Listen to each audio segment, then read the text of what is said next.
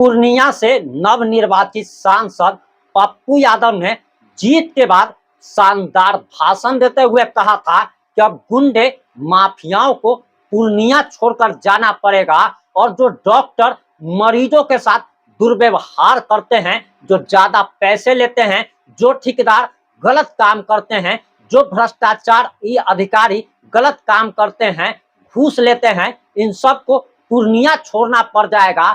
लेकिन अब पप्पू यादव पर गंभीर धाराओं में, संगीन धाराओं में केस दर्ज हो गया है और वही पप्पू यादव जिस पर कई बार रंगदारी मांगने का आरोप लगता रहता है, अब इस मामले में पप्पू यादव पर चार संगीन धाराओं में मामला दर्ज हो गया है और पुलिस जांच में जुट गई है और जांच में आरोप अगर सही पाया जाता है तब पप्पू यादव को जेल भी जाना पड़ सकता है, यानी कि दिल्ली के बदले उन्हें तिहाड़ जेल जाना पड़ सकता है। और आखिर पूरा मामला क्या है, पूरा मामला जानकर आप हैरान रह जाएंगे कि आखिर एक जनप्रतिनिधि भला ऐसे कैसे कर सकता है और इतनी धमकी दी गई है कि अगर उसने 1 करोड़ रुपया अगर नहीं दिया तो उसे जान से मार दिया जाएगा और अगर जान से मारने से अगर उसे बचना है और उसे मरने से अगर बचना है तब उसे पूर्णिया छोड़ना पड़ेगा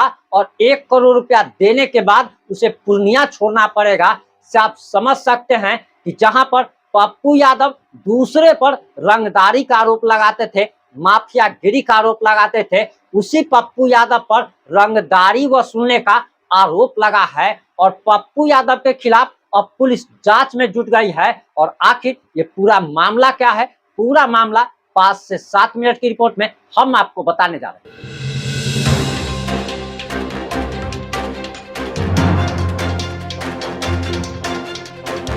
नमस्कार, मैं प्रिंस कुमार सिंह और आप देख रहे हैं पॉजिटिव इंडिया। इस वक्त की सबसे बड़ी खबर पूर्णिया से आ रही है, जहां पर पूर्णिया में पप्पू यादव के खिलाफ रंगदारी मांगने का, धमकी देने का आरोप लगाते हुए एफआईआर दर्ज हो गई है और पप्पू यादव के खिलाफ लिखित शिकायत जो की गई है, इस मामले में एफआईआर दर्ज हो गई है और सबूत भी पेश कर दिए गए हैं। जहां एक तरफ पप्पू यादव पूर्णिया में निर्दलीय जीत के बाद अब दिल्ली पहुंच चुके हैं।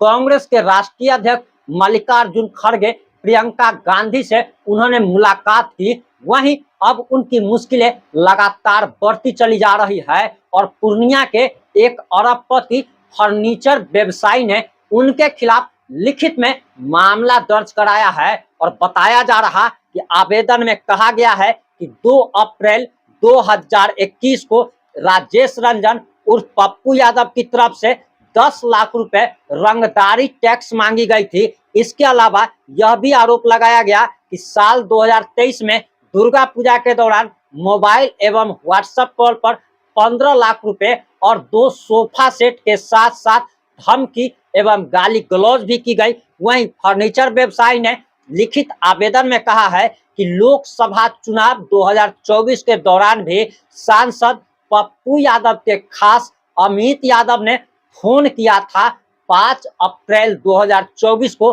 मोबाइल पर 10 से 15 कॉल करके पप्पू यादव के आवास अर्जुन आवास पर बुलाया गया था। साथ में 25 लाख रुपए की रंगदारी मांगी गई थी। यानी कि पूर्णिया के सांसद पर यह आरोप लगता है कि पप्पू यादव पहले व्यवसायियों को अपने गुंडों द्वारा, माफियाओं द्वारा फोन करवाते हैं, अपने आवास पर बुलवाते हैं, उसे हत्या की धमकी दी जाती है और रंगदारी टैक्स के रूप में वसूली जाती है। इसे गुंडा टैक्स भी कहा जा रहा है। फर्नीचर व्यवसायी ने यह भी कहा कि 4 जून को दोबारा मोबाइल पर अमित यादव की तरफ से धमकी दी गई, यानी 4 जून को ही लोकसभा चुनाव का रिजल्ट आया था और उसी दिन पप्पू यादव भी जीत दर्ज किए थे और उसी दिन 4 जून को ही पप्पू यादव के करीबी अमित यादव ने एक बार फिर से उस अरबपति फर्नीचर व्यवसायी को फोन किया था और धमकी दी गई। कहा गया कि 5 साल अगर पूर्णिया में अगर रहना है तो तुम्हें 1 करोड़ रुपया देना पड़ेगा और अगर 1 करोड़ रुपए रंगदारी अगर नहीं देते हो तो तुम्हें जान से मार दिया जाएगा और पुलिस भी हमारा कुछ नहीं बिगाड़ पाएगी। इससे आप समझ सकते हैं कि पप्पू यादव की जीत के बाद अपराधियों के, माफियाओं का मनोबल कितना हाई हो गया है। वहीं फर्नीचर व्यवसायी ने यह भी कहा है कि उसे लगातार पप्पू यादव की तरफ से पूर्णिया छोड़ने की धमकी दी जा रही है। वहीं इस मामले में फर्नीचर व्यवसायी की शिकायत पर पूर्णिया के मुफस्सिल थाने में सांसद पप्पू यादव और अमित यादव पर 4 संगीन धाराओं में केस दर्ज कर लिया गया है।